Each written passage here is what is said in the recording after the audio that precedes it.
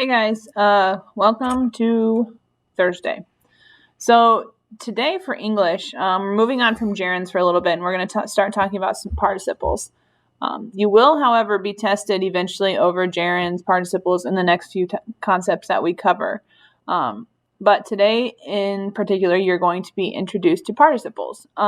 Participles are a specific type of verbal. So let's see here. First thing you're going to do today is you're going to look on Planbook and you'll see that it says watch the lesson video, which is what you're doing now if you're watching this.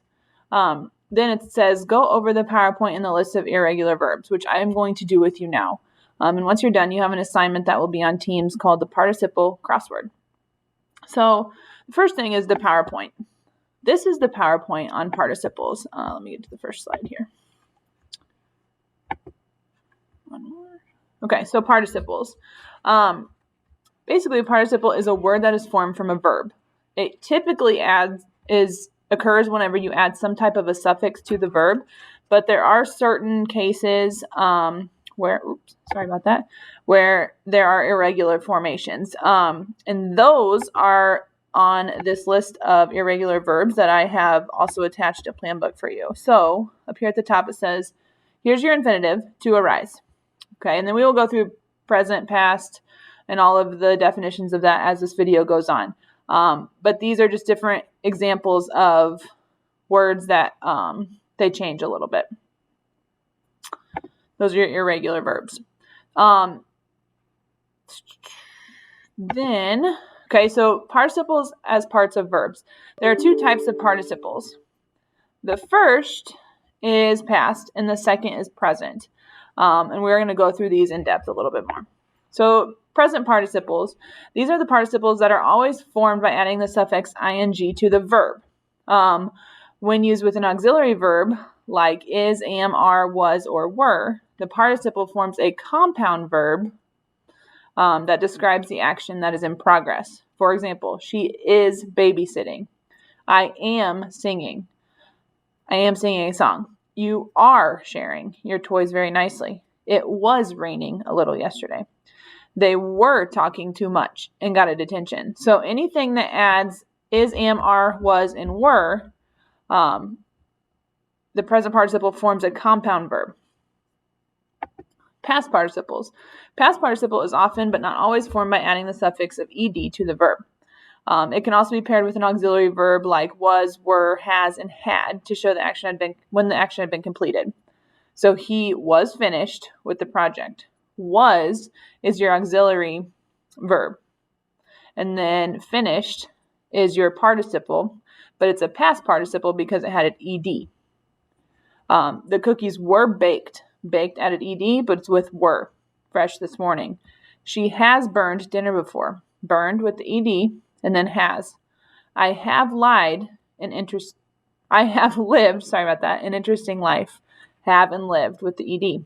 He has lied to me too many times. Those are all different examples of past participles. We're going to continue on. Some past participles in English are irregular and don't use the suffix ed. So the song was sung well by the rising opera star. Sung would be your past participle. You don't want to say singed. Singed is not a word, so instead it's one of the irregular verbs that was on that list I showed you a little bit ago. So it says sung. The new bed was brought into the house carefully by the delivery man. The new bed was brought. It's not broughten. It's nothing like that. Brought is your irregular verb. The dog has dug a big hole in the backyard. It's not the dog digged a big hole in the backyard. It's has dug. The doctor said that you have broken your arm. It's not broken. You haven't broke your arm. You have broken your arm. And then the last one was we have been very worried about you. Been being your irregular verb and have being your auxiliary. Participles can also function as adjectives. Both present and past participles can be used as participle adjectives to describe nouns and pronouns. Some examples of this. The going rate for freelancers is more than minimum wage. He took a gardening class at the community college. My baked beans come from an old family recipe. The dyed fabric should not be washed in hot water. The broken record isn't worth keeping. These we will not focus as much on yet. Down throughout the year, we will hit on these a little bit more. I just wanted to introduce it to you today. This is just a list of the same things. Adjectives, participles that are used as adjectives. So the present is the rising sun and the past is the risen sun. The boiling water, the boiled water. The breaking news, the broken news. The cooking ham, the cooked ham. Regular verbs versus past participles. So here's your infinitive. Here's your simple present. And then simple past. Okay? Then you have your past participle. Laughed, started, washed, winked. And present participle. Laughing, starting, washing, winking. These are things that are taking place right now if they're present. Past, you're usually adding your ed. Same thing. Except these are irregular verbs. So to drive and drives is the same.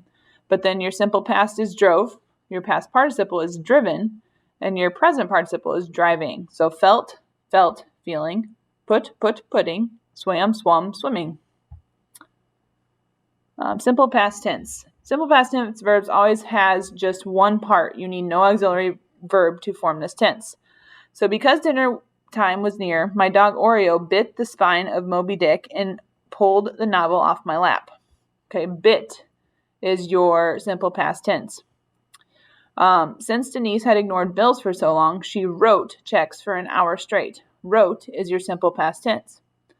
Despite the noise, jolts, and jerks, Alex slept so soundly on the city bus that he missed the stop. Slept is your simple past tense. This is the last part of your PowerPoint that we are going to go over. Again, for your list of irregular verbs, you're going to just open this. It's attached on Teams. So it's attached on Teams, and it will go through all kinds of different words that are considered irregular verbs for you. It'll tell you when to use them, when the past participle occurs, and everything. There are quite a few of them, if you can't tell. Once you are done with going through that, you are actually going to then open up the crossword. So I will have this on Teams for you. But here's what the crossword looks like. So here are your clues, okay, down here. And here's your crossword.